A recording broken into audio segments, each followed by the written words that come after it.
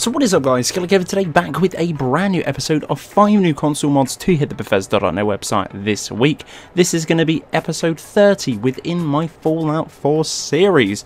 But without further ado guys, let's just jump straight into the video. For the first spot within the video is going to be a mod called Prime Location. This one is going to be on all platforms and it has been popping off this week. The download size for this one is 404.7 kilobytes of a download. The description reads, Prime Location is an exploration based mod which adds several new locations to the Commonwealth. In this mod you will go along your journey starting via a wrecked vertebrate outside of Vault 111.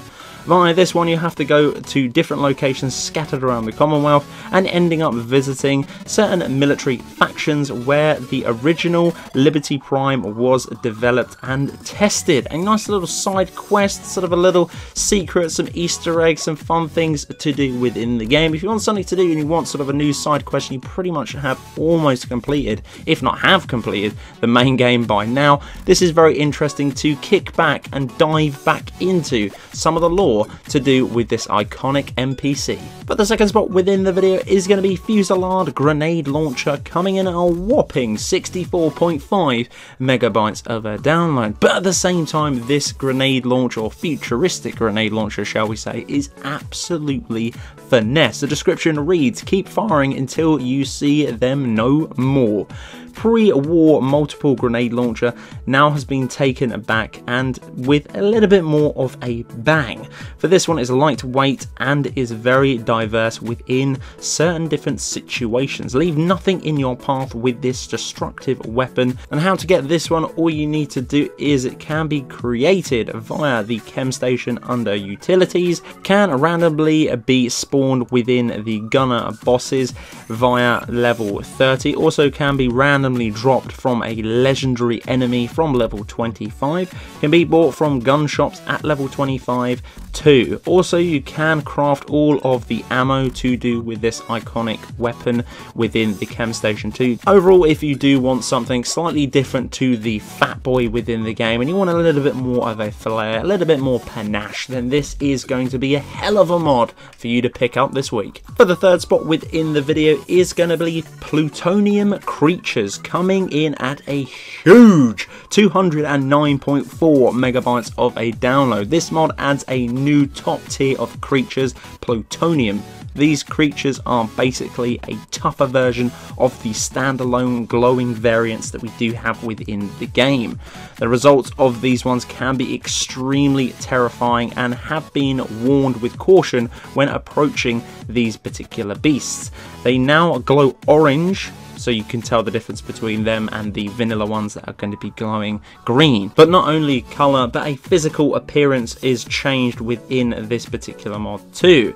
They set spawn at higher level than their regular based game counterparts. The earliest they will start spawning is around level 9 and the strongest spawn is around level 120. In addition, they are also to be added to the spawn list of the Wasteland workshop cages via the scripts as well, so do not worry about that if you sort of want to capture one of these bad boys via the base game. That obviously is provided if you do have the DLC, otherwise nothing will happen and nothing will change and probably has no interest to you whatsoever. But as I said before, please be warned when you do encounter one of these new creatures within your game.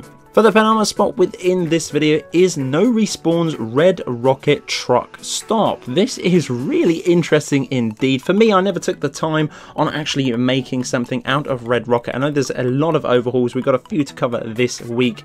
But this one is really something different. This one is coming incredibly low, 487.6 kilobytes of a download. This is incredibly lore-friendly mods that build up Red Rocket Settlement to have sort of a little bit more atmosphere that you would see scattered around the Commonwealth. It's entirely lootable. You can go in there and freely do what you like. The nav mesh has been fixed for these sort of particular settlements, if not workshops, so you do not have to worry about that either. It does look fantastic.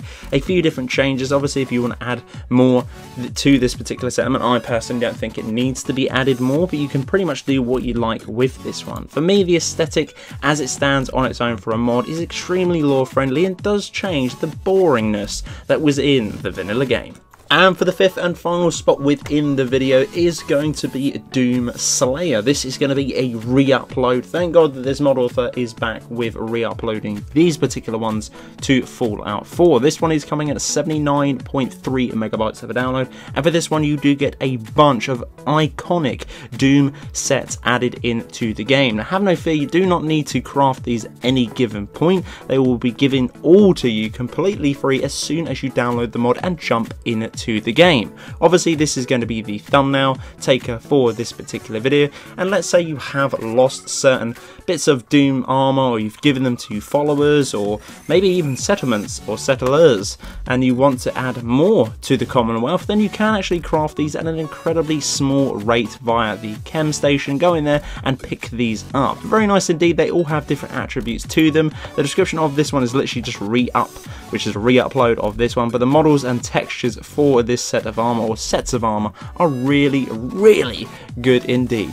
So guys, that's the end of this video. Hopefully you guys did enjoy. This has been episode 27 within my Fallout 4 series. If you did enjoy, I'd very much appreciate a like on the video. If you're new around here too, make sure to click that subscribe button. Right next to it as well, there is going to be a little bell icon. If you click that, you will get a notification for every single time I post a bit of content to the channel. But until the next one guys, Killerkev here, and Killerkev out.